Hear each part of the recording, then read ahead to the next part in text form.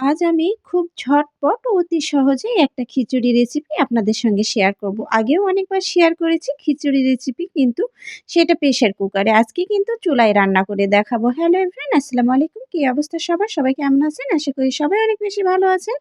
আপনাদের দোয়ায় ও আল্লাহর অশেষ রহমতে আমি অনেক বেশি ভালো আছি। খিচুড়ি বানানোর জন্য এখানে আমি চাল ভিজিয়ে রেখেছিলাম আর ডাল ভিজিয়ে রেখেছিলাম। এখানে পাঁচমিশালি ডাল আছে আর সঙ্গে কিন্তু মটরশুঁটিও নিয়ে নিয়েছি। একটু ভিজিয়ে রাখবেন খিচুড়ি রান্না করার আগে, দেখবেন যে খিচুড়িটা অনেক মজাদার হয়। মানে খুবই যে লোভনীয় হয়, আবার খেতে যে অনেক বেশি মজা হয়। অবশ্যই কিন্তু আপনারা খিচুড়ি রান্না করার আগে চাল ডালটা ভিজিয়ে রাখবেন। তো যাই হোক, আমি আলাদা করেই ভিজিয়ে রেখেছিলাম। এখন এখানে আমি পেঁয়াজ কুচি নিয়ে নিয়েছি। পেঁয়াজ কুচি একটু বেশি পরিমাণেই দিয়েছিলাম। দিয়ে আলতোভাবে ভেজে নিয়েছি। এরপর এখানে আমি এই তো সমস্ত ডালগুলো সঙ্গে মটরশুঁটিগুলো দিয়ে দিয়েছি। দিয়ে সুন্দর করে কিন্তু নেড়ে-চেড়ে এখানে ৩ থেকে ৪ মিনিট কিন্তু ভেজে নিব। এই ভেজে নিলে কিন্তু অনেক সুন্দর একটা ঘ্রাণ আসে আর খেতেও কিন্তু অনেক মজা লাগে। এখানে কিন্তু গোটা কয়েকটা মসলা দিয়ে দিয়েছিলাম। তো যাই হোক, এই পর্যায়ে এসে আমি কাঁচামরিচগুলো এড করে দিলাম।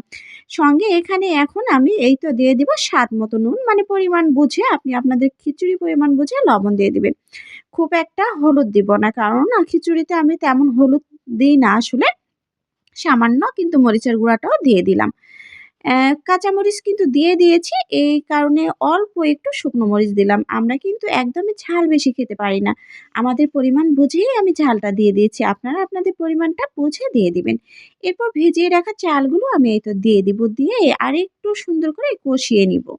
এই খিচুড়িটা একবার খেলে কিন্তু বারবারই খেতে মন চাইবে। এত লোভনীয় হয়, দেখতে যেমন লোভনীয়, খেতেও কিন্তু অসাধারণ হয়। আপনারা চাইলে কিন্তু এভাবে ট্রাই করতে পারেন। আমি জানি অনেকেই এভাবে রান্না করে। আর সহজভাবে রান্না করতে চাইলে প্রেসার কুকারে উঠিয়ে দিতে পারেন। সমস্ত কিছু একসঙ্গে এড করে দিয়ে। ওইটাও কিন্তু অনেক দ্রুত রান্না হয়। এইটা একটু দেরি হয়, কিন্তু ওইটা আসলে অনেক দ্রুত রান্না হয়। আজকে আকাশটা ছিল অনেক মেঘলা। তো কি করব ভেবে চিন্তে শেষে খিচুড়িটা বসায় দিলাম। খেতে মজা লাগবে। আর এখানে কিন্তু গরম পানি দিয়ে দিলাম। হালকা উষ্ণ গরম পানিটা দিয়েছি। একদম যে বেশি গরম পানি সেটা কিন্তু দেইনি। চালের পরিমাণ বুঝে পানি এড করে দিয়েছি। এখন ঢাকনা দিয়ে ঢেকে একটা বলক উঠে আসলে কিন্তু জালটা আমি অনেকটা কমিয়ে দিব। একটু হালকা তাপে খিচুড়িটা রান্না করে নিব। এই খিচুড়িটা আজকে আপনাদের ভাইয়া বলেছিল খুব ঝরঝরে খিচুড়ি খাবে। যার জন্য এভাবে রান্না করা। খিচুড়িটা ঝরঝরে হয়েছিল আর খেতেও অনেক মজা হয়েছিল। আজকে কিন্তু সারাটা দিন নওগাঁতে সূর্যের মুখ দেখা যায়নি। কোথায় কি অবস্থা একটু কিন্তু বন্ধুরা কমেন্ট করে জানাবেন।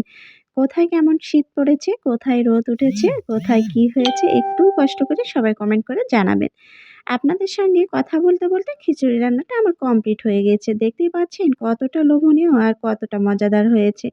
যাই হোক, খিচুড়িটার সঙ্গে কিন্তু বেগুন ভাজি আর হচ্ছে শসা থাকবে। এছাড়া অন্য কিছু নিব না। ডিম ভাজি আর করলাম না। কারণ বেগুন ভাজিটা যেহেতু করেছি আর বেগুন ভাজি দিয়েই আপনাদের ভাইয়া খাবে।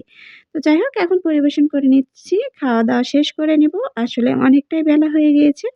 ইদানিং কেন জানি একটু লেট হয়ে যাচ্ছে রান্নাবান্না করতে। আগে সবসময় সঠিক সময়ে রান্নাবান্নাগুলো কমপ্লিট করতে পারতাম। এখন কাজের চাপে আর পারি না। তো যাই হোক, এই তো আমার রান্নাটা কমপ্লিট হয়ে গিয়েছে। এখন সবাই মিলে খাওয়া-দাওয়া এনজয় করব। আমার এই ভিডিওগুলো যদি আপনাদের ভালো লাগে, ছোট্ট করে একটা লাইক দিয়ে সুন্দর গঠনমূলক একটা কমেন্ট করে পাশে থাকবেন। যারা পেজটিতে ফলো করেছেন তাদেরকে অসংখ্য ধন্যবাদ। যারা ফলো করেন নাই অবশ্যই ফলো করে পাশে থাকবেন। দেখা হচ্ছে পরবর্তী ভিডিওতে। সেই পর্যন্ত